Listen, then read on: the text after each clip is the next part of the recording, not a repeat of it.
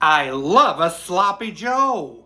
We're gonna try a unique one today, a peach bourbon barbecue sloppy joe. Let's give it a try. Grab a pan. Let's start by browning a pound of beef.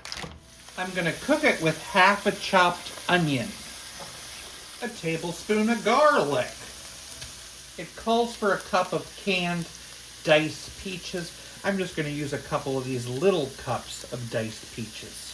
A tablespoon of brown sugar, a third cup of barbecue, 2 tablespoons of ketchup, and a tablespoon of Worcestershire, teaspoon of smoked paprika, 2 to 3 tablespoons of bourbon.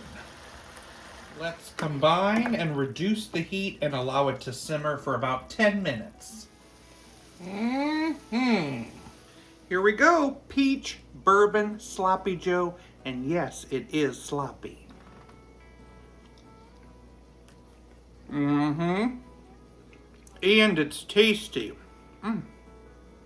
It's very summery and sweet. Those peaches really give it some fun pizzazz, I think. It's a great sloppy joe.